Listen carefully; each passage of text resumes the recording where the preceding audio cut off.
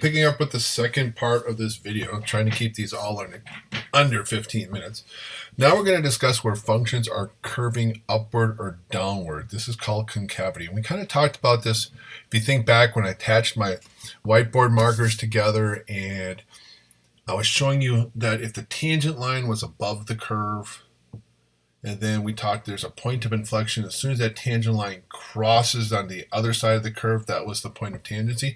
That's kind of what we're going to be talking about doing here, but we're going to do it all algebraically with our derivatives. Oops, I got to figure out where I'm at here. Oh, went too far. Oh, I tell you, this mouth is driving me nuts. I got one of these case-sensitive or touch-sensitive mice. Ugh, hate it. All right, so we're going to look at a concavity test. So if f is a function whose second derivative exists on the open interval, if we can show that f double prime of x has positive y coordinates, all right, greater than 0, it's positive, then the graph of the f of f, the original function, concaves upward, and if the second derivative of our function has negative y's, then the graph of f is concaving down. So what we're going to need is we're going to need to take these critical points that we find in the first derivative and test them in our second derivative. Okay, so again, here's pictures of those points of inflections as I was telling you about earlier. So remember, here was my tangent line. It's below the curve, but as soon as it crossed the curve, that was the point of inflection. We can also have a horizontal tangent that gives us a point of inflection, and we can have a vertical tangent line. But that's a place where the derivative doesn't exist. So possible points of inflections are where f double prime of x equals 0 and where they do not exist. So as long as x is in the domain, your vertical asymptote will stay with it all the way through the original function, the first derivative, and the second derivative. All right. Let's go back here again. Concave up, this part of the curve is upward, opening up, opening down. This half opens down, this half opens up. Over here, opens up, opens down. All right. Okay, so determine the points of inflection and discuss the concavity of x to the fourth minus 4x cubed. Well, we got to find the first and second derivative. First derivative is going to be 4x cubed minus 12x squared, just taking the derivative of each term. Second derivative is going to be 12x squared minus 24x. So again, first derivative, you find those critical values. X squared equals 0, means 0 occurs twice. X minus 3, x equals 3. Plot those values on your number line. Positive, negative, negative. This is where we find our local min. This is what we did earlier. Okay. Now with the same function, we'll find, if you will, the critical numbers of the second derivative. We'll solve this for x, 0 and 2. These are your points of inflection values. So your first derivative critical numbers are all about the x's that tell you where the local mins and maxes are. The second derivative, if you would say critical numbers, where you're solving for x when it's equal to 0, that's your points of inflection. So we plot 0 and plot the 2.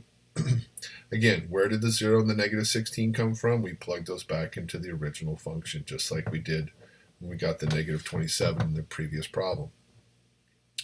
All right, so now we're going to test. No, we're not going to test. We're going to do your right-hand behavior. 12x squared is my leading term. This is a polynomial function. It's positive, so right hand's positive. These occurred once, so negative, positive. Alternate from right to left. So from negative infinity to 0, I concave up.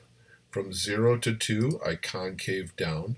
From 2 to infinity, I concave up. So there is a collection of everything we discussed. Points of inflection are at 0, 0, and 2, negative 16.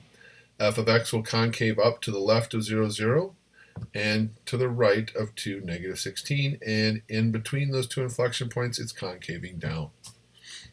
All right. Number 5, determine the intervals on the graph again, where it concaves down or upward. Well, here we have a rational function, and x squared plus 3, well, that can't equal 0. So right now I don't have any vertical asymptotes to worry about. So we're going to have to find the first derivative and the second derivative. So we got to use the quotient rule. So above here's f, here's g. So g times the derivative of the top f, which would be 0, minus the top function 6 over the derivative of the bottom, which is 2x. So 0 times that binomial cancels out, leaves you negative 12x. And of course, x squared plus 3, that's your g function that we square on the bottom. All right, second derivative. We got to do the quotient derivative rule again. Holy cow. All right, here we go. Now the bottom function g is going to be x squared plus 3 squared times the derivative of the top, which is just negative 12, minus top function negative 12x times, okay, bottom, we got a chain rule going on. We got the outside function, this binomial squared, bring down the 2, keep the binomial to the first power. Chain rule then says take the derivative of the inside, so the derivative of x squared is 2x. And then you have your g function squared again. So x squared plus 3 squared squared makes this now to the fourth power. Well, as I look at the top, I see a lot of factoring potential here. I've got an x squared plus 3 binomial. I got an x squared plus 3 binomial. I have a negative 12. I have a negative 12 times x.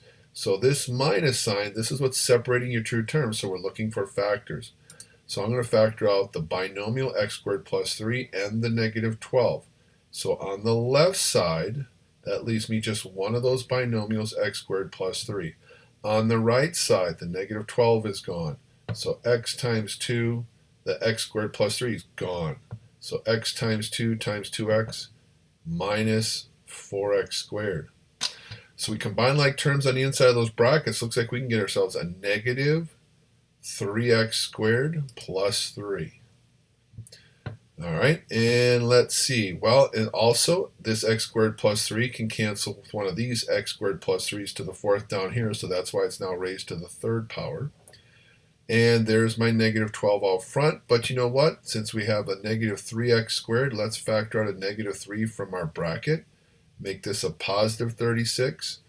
And we have x squared minus 1, which tells me, okay, I can now find those points of inflection, set the numerator equal to 0, and solve for x. X is equal to plus or minus 1.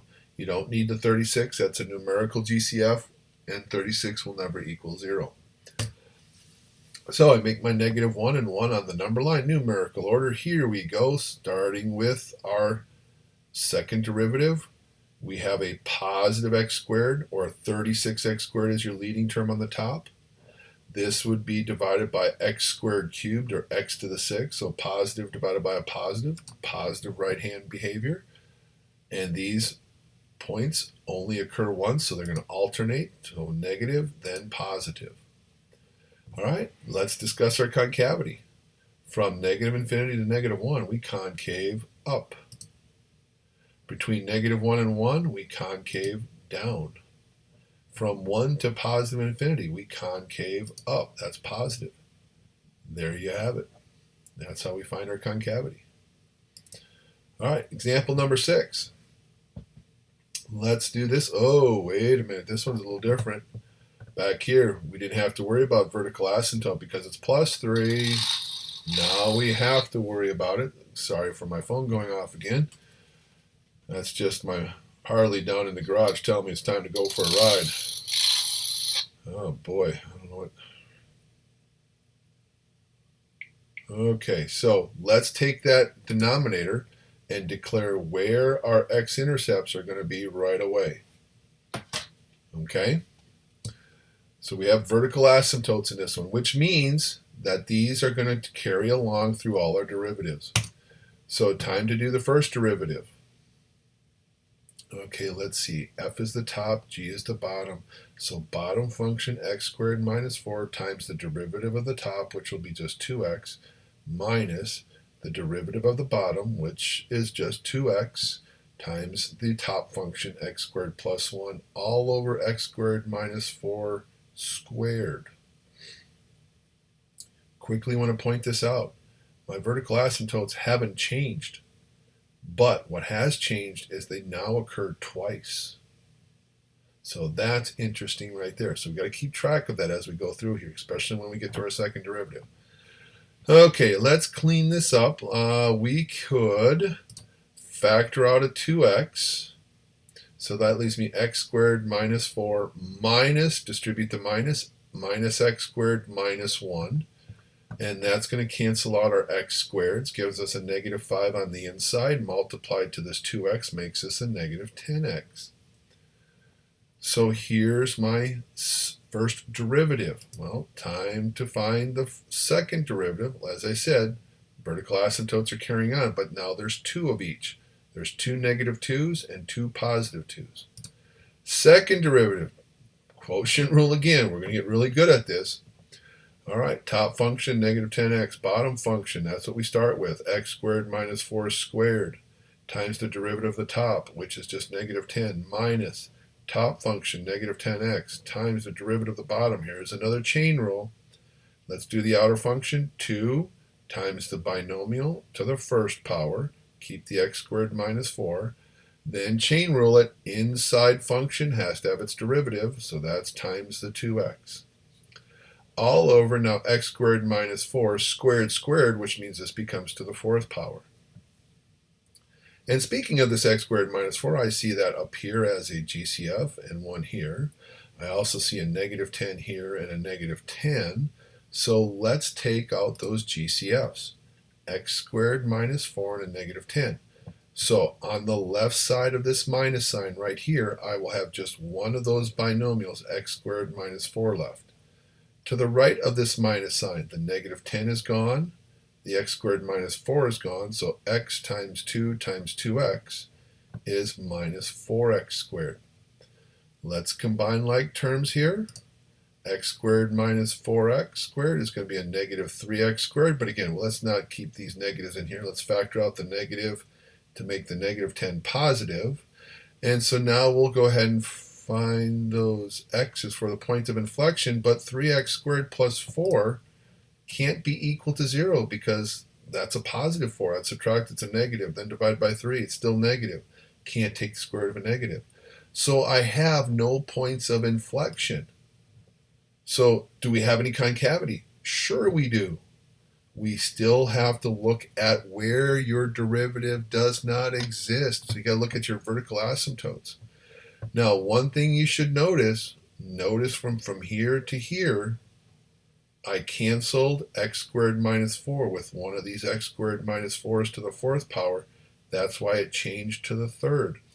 That's important because now in your second derivative, these vertical asymptotes at negative 2 and 2 now occur 3 times. That's odd, which means your signs are going to alternate over that.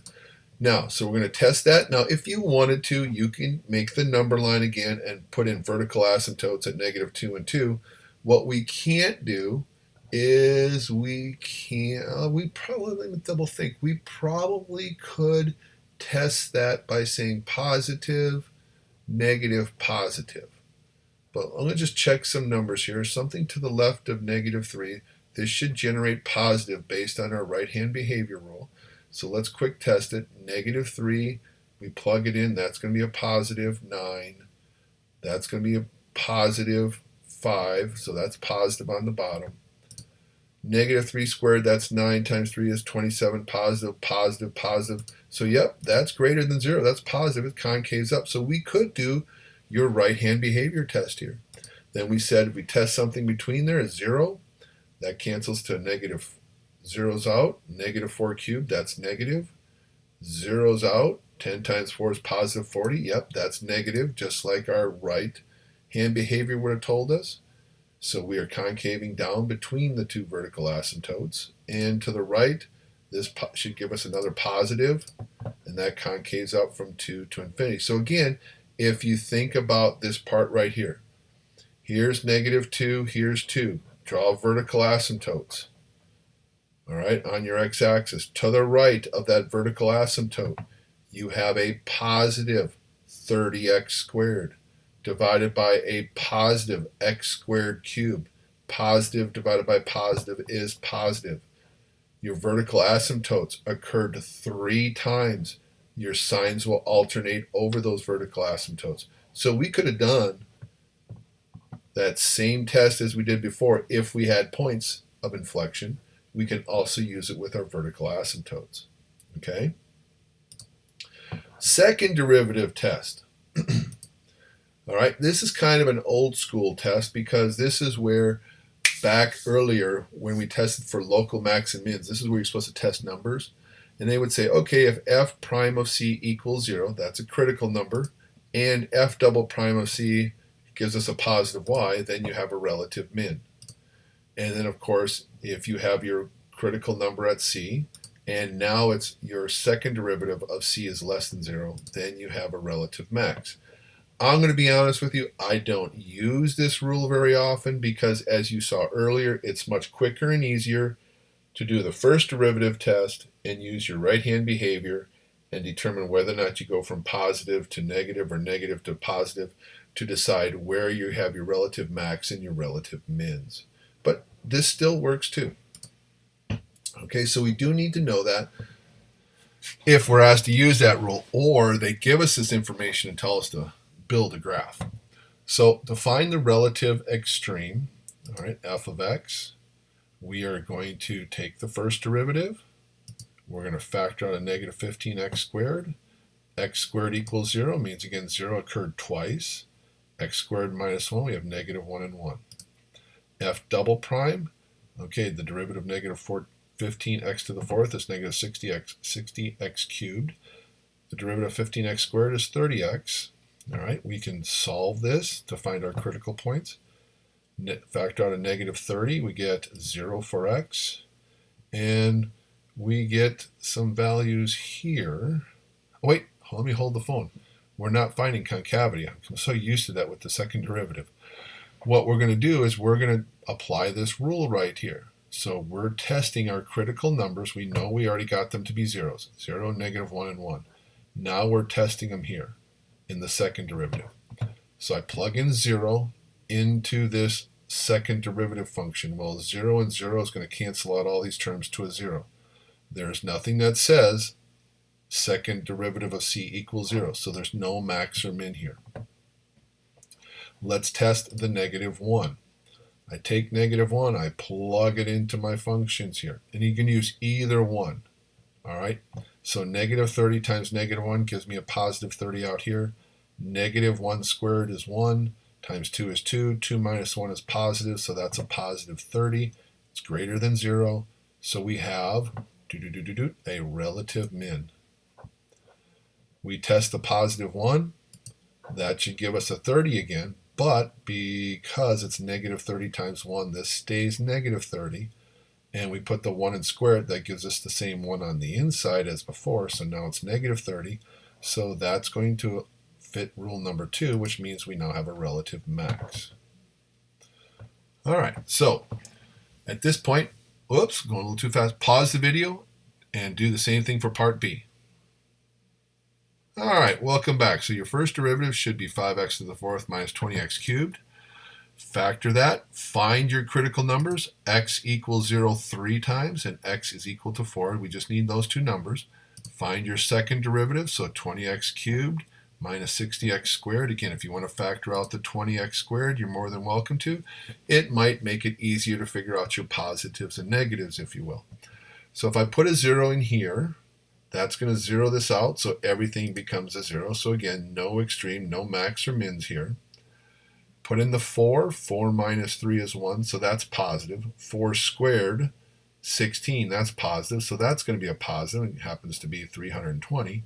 We just care if it's positive or negative. So since it's positive, it's greater than 0, it's going to be a relative min, rule 1. Okay, graphing. Well, like I said, we might need this information for graphing. So we're going to sketch a graph with the following characteristics. F of 0 and f of 2 equals 0. Those are x-intercepts. So let's graph them real quick. 0, 0, 2, 0. Let's see. Oh, f prime of 1 equals 0. That's giving me a relative max or min at x equals 1. Now, how do I know which one it is? Well, look at the second derivative of 1. It's greater than 0. That says it's positive. So if you go back to the previous rule, that says you have a relative min at 1. So 1's in between 0 and 2. Let's put a point down here somewhere. So we got a bottom of our curve right here. Let's see, what else do we have here? F prime of x is less than 0 if x is less than 1. So here's your 1. So if it's less than 0, that means it's negative slopes on your tangent line. So that means you're decreasing. So that means our curve is coming down like this. And f prime of x is greater than 0 when x is greater than 1. So we're talking about now the right side of 1, and that has to be, come back here, that has to be increasing. So that builds the graph of the original function based off of information, some points you were given, some knowledge of the first derivatives and the second derivatives. All right, so that wraps up the second part of this section. We'll see you in the next one.